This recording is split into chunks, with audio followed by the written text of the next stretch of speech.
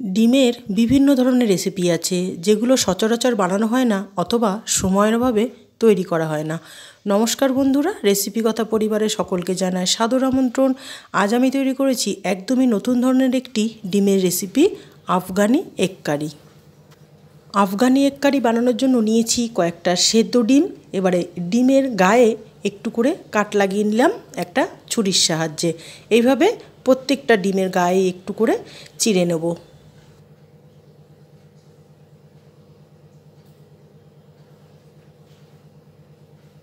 কড়াইতে তেল খুব ভালোভাবে গরম করে নিয়েছি। রান্নাটা আমি সাদা তেলেই করছি। দিয়ে দিলাম পেঁয়াজের টুকরোগুলো।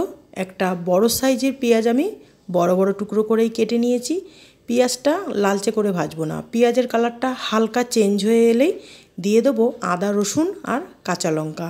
হাফ ইঞ্চি আদা, 10-12টা রসুন আর কয়েকটা কাঁচা লঙ্কা দিয়েছি। সমস্ত উপকরণ পেঁয়াজের সঙ্গে একটু হালকা ভাজা হয়ে এলেই দিয়ে দেব কয়েকটা কাজু বাদাম। কাজু বাদামটাও পেঁয়াজের সঙ্গে খুব ভালোভাবে একটু হালকা করে ভেজে নেব। পেঁয়াজ, আদা, রসুনটা ভাজা হয়ে গেছে, এর থেকে বেশি আর ভাজার দরকার নেই।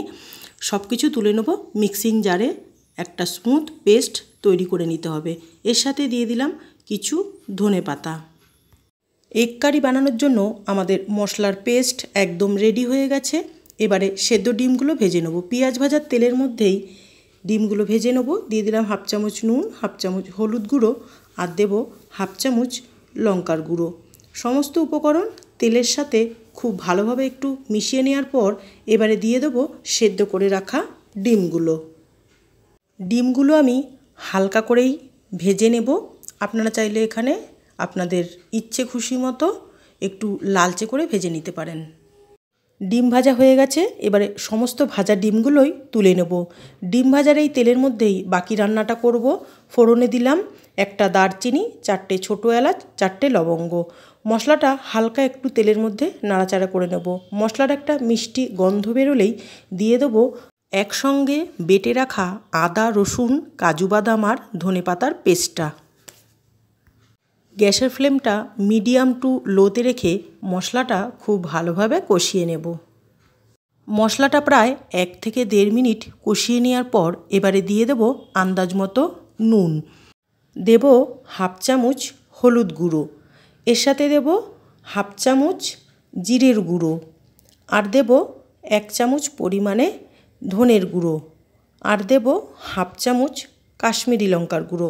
সমস্ত উপকরণ মশলার সাথে খুব ভালোভাবে আবারও কষিয়ে নেব গ্যাসের ফ্লেমটা লোতে রেখে।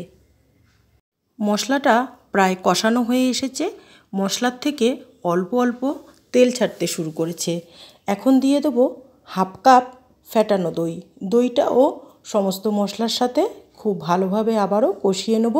বন্ধুরা, আমার রেসিপিটি ভালো লাগলে অবশ্যই একটা লাইক করবেন, শেয়ার করবেন। আর যে সকল বন্ধুরা প্রথমবার আমার চ্যানেলটি দেখছেন, একান্ত অনুরোধ রইল আমার চ্যানেলটি সাবস্ক্রাইব করে আমার পাশে থাকার জন্য। মশলাটা খুব ভালোভাবে কষানো হয়ে গেছে। এবারে দিয়ে দেবো একটু কসুরি মেথি। কসুরি মেথিটা মশলার সাথে খুব ভালোভাবে মিশিয়ে নেওয়ার পর এবারে দিয়ে দেবো আন্দাজ মতো গরম জল। যেহেতু এটা একটু গা মাখা বা ঘন গ্রেভি হবে, তার জন্য জলটা কিন্তু আন্দাজ মতনই দিতে হবে। গ্রেভিটা ফুটে উঠলেই দিয়ে দেবো হাফ চামচ গরম মশলা। গরম মশলাটা গ্রেভির সাথে মিশিয়ে নিয়ে দিয়ে দেবো সেদ্ধ করে ভেজে রাখা ডিমগুলো।